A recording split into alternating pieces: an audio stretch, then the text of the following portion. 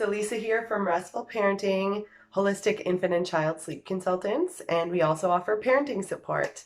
Today I wanted to talk a little bit about little ones that are sneaking into your room. So this is more for parents of older children that are in a bed versus a crib. And they can escape and they can sometimes sneak into your room at night or in the middle of the night or at 4 o'clock in the morning. There are a few things that I wanted to talk about. First of all, if you don't mind your child coming into your bed in the middle of the night or at 2 o'clock in the morning and they sleep well there and everyone's sleeping, then there's no issue with it, right? As long as you don't mind. If it's taking them a little bit longer to fall back asleep and it's really interrupting their sleep, then you might want to do something about it, right? So there are a few different ways that you can tackle this. We know that consistency is key. So that is number one in all of this.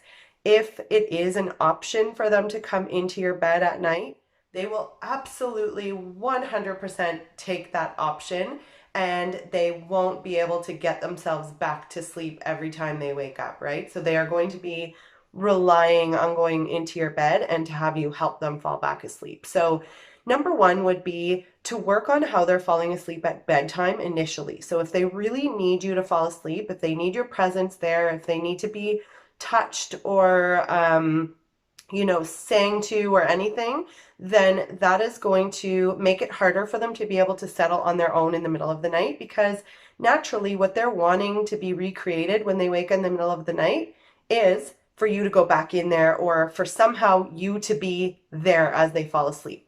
So working on how they fall asleep initially can really help with how they fall back asleep in the middle of the night. They're more likely to be able to fall back asleep on their own and not need you. Now, at this age, teaching them how to fall asleep on their own is a little different than working with babies, because you're working with fears, you're working with anxieties, and testing those limits. Toddlers and preschoolers and school-age children love to test those limits, especially at nighttime, at bedtime. So bedtime stalling and all that fun stuff. We do have another blog and another video about bedtime stalling, so I won't get too much into that, but working with them on how to teach them how to fall asleep on their own doesn't need to be something that you just leave the room and let them sort it out for themselves, because that might not work for your older child. So you want to make sure that you are doing it gradually and working on eliminating those associations that they need, perhaps one at a time or a little bit quicker, but you can do it while in the room with them and then gradually move it so that you're not as needed. So it doesn't have to be that you just leave the room, just in case, you were thinking that that was the only way to do it. It's not. So that would be number one. Number two, you have to make sure that in the middle of the night, you are very consistent with bringing them back to their bed. Because as I mentioned at first, if they know that it's an option to go into your room, they will take that option every single time.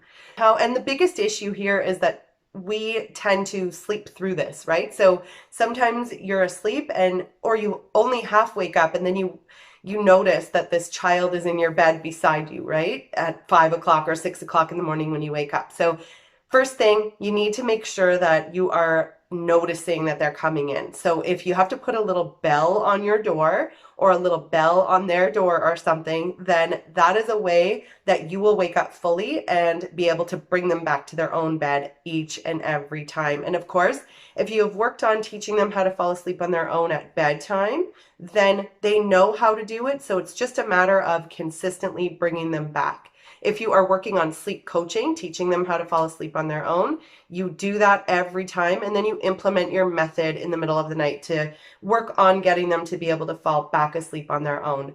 So a bell, anything that makes noise when they come in, or you can put a baby gate at their door, and this will help with they have to call for you rather than just sneaking into your bed, because they can be very, very quiet when they come into your room in the middle of the night. They notice that, maybe if they just sneak in there, you won't know, and then they can sleep there for the rest of the night. So putting a gate on their door. Now, the other thing about the gate is that you don't want to make this a negative thing. So What you can do is you tell them ahead of time that you're going to be putting a gate on their door and that it's for their safety so that, they don't get hurt in the middle of the night, and show them the gate.